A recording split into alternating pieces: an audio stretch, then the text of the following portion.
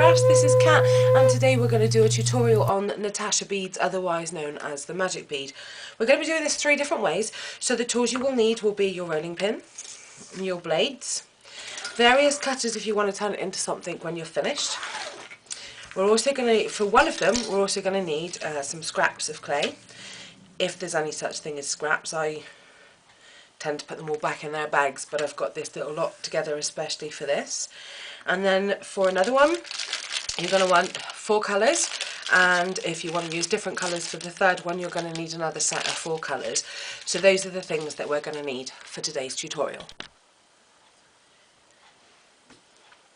Okay, so the first one we're going to start with, you will need to roll your clay like this. So I just did, squished it up, and I used something like this to be able to roll it as uniform as I could. Okay, it doesn't have to be uniform anyway. So we need to make sure they're roughly the same size, and let's get rid of that.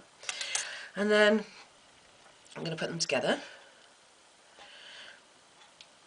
I'm just going to get them to adhere to each other and give it a little roll, and then we're going to want to start twisting. So this is a bead, or you don't have to use it as a bead, you can simply lay it out flat and use cutters to make pendants, but it's like a mirror image of itself when you've done it. It's kind of clever, it's like a kaleidoscope really. So I'm just going to be wanting to do this until it's got a nice length, and then we're going to fold that like that. Just bring all that in and then fold it like this. And we're going to do the same again. We're just going to roll it, and then we're going to start twisting it again, and then giving it a little roll. Now you want to do this a couple times depending on how big you want your pattern to be. I want mine to be quite big, to be honest. So get this and do that again like this. Just kind of squish that together. So now what I want to do is try and get rid of some of these lines, the joining lines. We don't really want them, so it's a case of squishing it into a shape we can handle, and so make that nice and flattish. You want flat edges, so we'll do that. I'm just going to go around the sides. There we go. So here's where I think it's really, really clever. So I'm going to slice it down through the centre, and you are going to have a little bit of concave. Unless you've put it in the fridge to set, it is going to go in a little bit, but you will see at the end that that actually doesn't matter. So then when we pull this back here like this, and we pull this back, you'll see we have this shape that matches up. Can you see that? That totally matches up. And this is the kind of thing now where if you wanted to, you could flatten it some more. Now I'm using this so that with my roller I don't lose the pattern, although I am going to go over it quickly at the end, but most of the flattening I don't want to happen with a roller at this minute. So you can look through it and you can find the bits that you like the most, that you like to appear in what you want. So I'm just going to make sure that that doesn't have any lines that I can feel. We'll go back and we'll make that flat again. There we go. So I'm kind of liking this here, and I wonder how my heart shape would feel about that. So there's a little dip there, which you can just smooth out a little bit, flatten it again. Okay, so this here is going to look pretty nifty in my heart colour. So I need that to be just a little bit flatter. Okay. There we go, that might be the size we need now. Yep, there we have it. So, line that up, and then I'm going to get one of these grippy bags, and I'm going to use that to go over the top. And we do this so that, I'll show you in a minute why we do this. Let's just get this cut out. I'll apply some pressure to that for sure.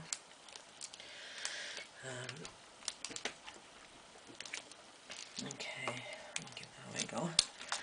Okay, so if I just show you quickly then where I've used the plastic bag, and it's a case of, if you look at the edges now, they need some tucking in, of course, which you can do like this, or you can peel it off, it's up to you. So the way that that is cut like that, and if I were to go in now and just cut straight down this one, then you'll see how flat that is, and that's the shape you get from when you use the bag. So that is the very first type you can do by rolling it and making the swirls. So let's move on to the next one. Okay, so for the next one, you're going to want to finely chop, or you don't have to, but depending on the effect that you want to chop up your clay. Now I've been working at this little lot, and I'm going to take, not all of it, just some of it, because I don't want to make a massive bead. So what you're going to want to do with this, really, just get it a little bit soft. You don't want to work it so much that it starts to blend in with each other. Kind of want to keep the colours a bit separate, really.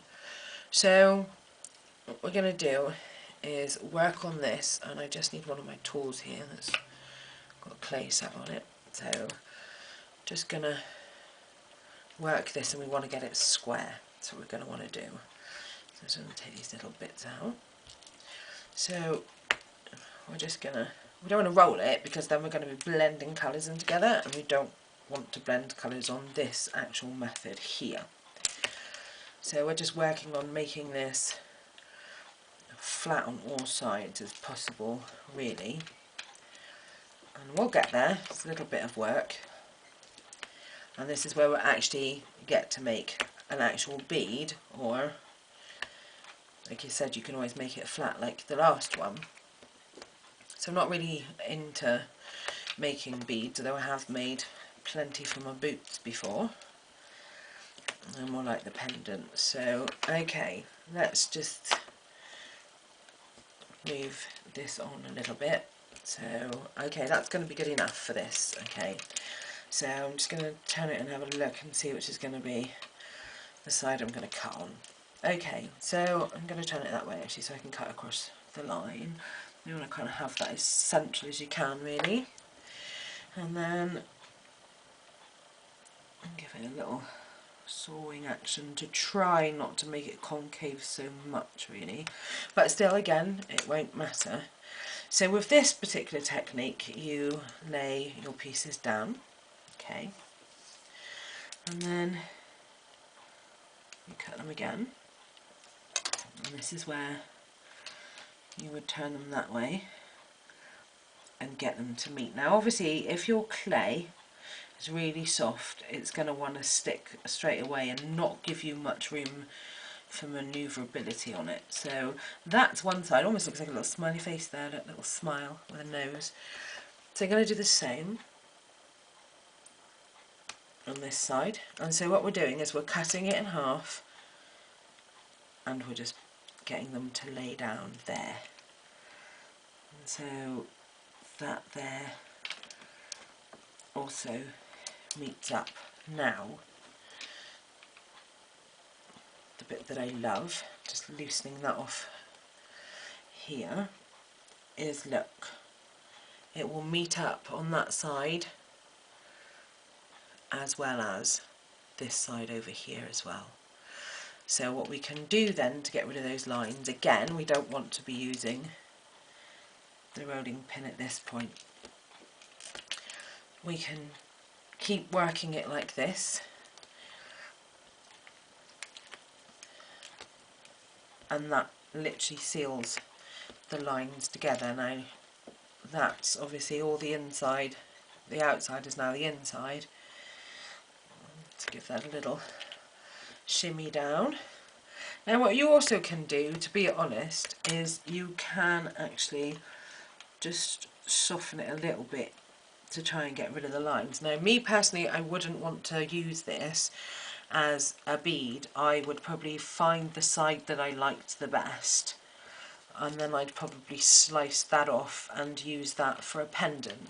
I could keep working it in this manner until it was flatter and not bother with the sides, because this is the side, I like this side, but I like this one the best. It's almost got like a little heart there in its own right anyway, and so for me personally, I would keep working this side until it was the size I wanted, so I could come along with a cutter of my choice. Obviously that's not going to fit, but I'm just saying a cutter of my choice, and then cut out my design. So that's what I would do, and you know, that's a nice little heart shape there, so I might get it flat enough so that I can make the heart with it. So what you do with that now is entirely your choice. Before we flattened it, when we had the square, that's the point where you can keep going along with this to keep its shape, to get rid of the lines, and then you can make the hole down through the middle to have it as a bead, or you can cut it like a cane and use that as beads. So that is the second way of doing the magic bead or the Natasha bead. Let's get on to the next one. Okay, so for the third one we're going to make a cane first. So I'm going to run through this quickly because I have done a previous tutorial on canes, and there are also so many tutorials out there that are really brilliant, useful and helpful. So I'm just putting the colours together that I've chosen, and I want to not end in the white because I had dirty hands when I did the white, and anyone who knows anything about clay knows that if you don't have clean hands when you do your white, you end up with a lovely mess of streaks, which I don't mind for this actual project. It's not a problem. But what I do want to do is I want to go in there with my white twice. I want a double layer of the white. I want that to be nice and obvious. So, and this is another one of those kind of cane times where it doesn't matter. It doesn't have to be really, really neat. And because my white is a mess, we're going to end on a colour that is slightly darker. So, just making that a little bit wider. Okay, just want to straighten that edge off a little bit so I don't have too much to cut at the end. Because I know there is these scrappy things, but I like to put as much back in with the packet as I possibly can, so that I get to use it for other projects. But then I also like the little leftover bits that I can use to make other projects, like we did with the hoe mash-up. So that's okay. Right, so let's put that to one side. Let's get this one down. I just want to run and roll it out a little bit, and then just get these ends nipped away. So that's that. So there's what it looks like on the inside. So I just want to roll that out until I can cut it into 4 pieces, really. I want 4 pieces. So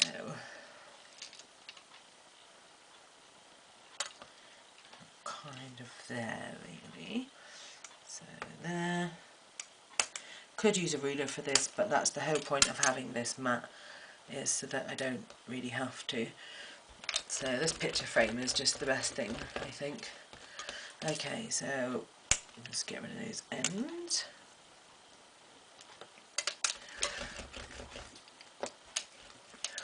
Okay, so now then let's do this.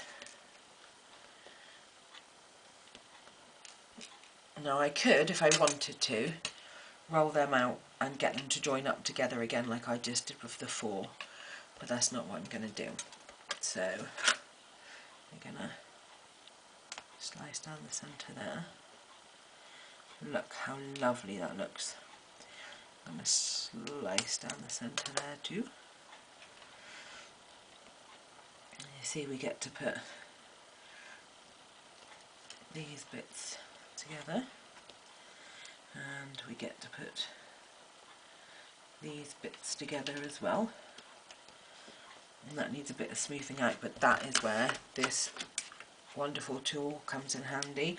This is a tool that I actually got for ripping paper. You meant to put this over the paper and then you can rip the edges so you still get the square shape that you wanted, and I got them for that when I used to do card making and scrapbooking, but I never ever used them for that, and they sat there for the longest time doing nothing, and now they're perfect for the polymer clay.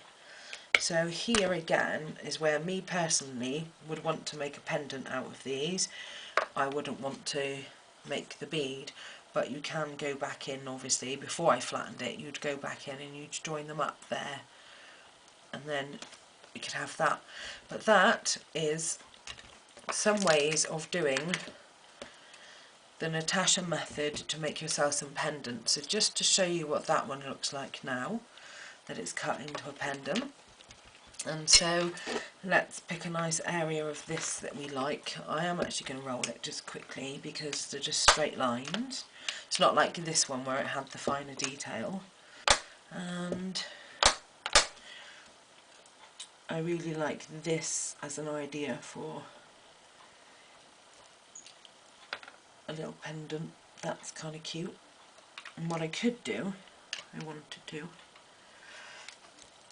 so they're slightly different, but that's what I like about handmade. That would make a nice pair of earrings, and then you could follow on by making a pendant out of these. Use a smaller round cutter to capture these. Let's see if I can find my round cutter, and come in here and come in there, and that way then you could have a neck pendant with these joined together. And there's your earrings, if that's the kind of thing you wanted to do with them. So there's the ways that I have learnt how to do these. I'm sure there are many other ways, and again I just want to reach out and say a great big thank you to everybody who does their tutorials for me to learn, and for everybody who shows the things that they've made, fails and all I ask is that everybody sticks to being nice on the comments, please. I've not had any bad ones myself, but I have read some fantastic comments that people have left that are great when someone's done a great job, but also people leave the nastiest of comments even when someone's done a great job. So I think that we can't please all of the people all of the time, but us crafters are doing the best we can just to teach you the best that we can. So thanks very much for watching, and I hope that that was of some use to you, and if there's anything else you want me to do a tutorial on, please give a request in the comments at the bottom, and if not, I shall see you next time for making texture sheets for polymer clay out of the stamp machine. So that's what I shall be doing the next time. So I look forward to seeing you then. Don't forget to subscribe, comment, like, and pop over to Facebook and see my page and come and join it, and also come and join the craft swap group for if there's anything that you want to swap. Thanks very much. Take care till next time. Bye.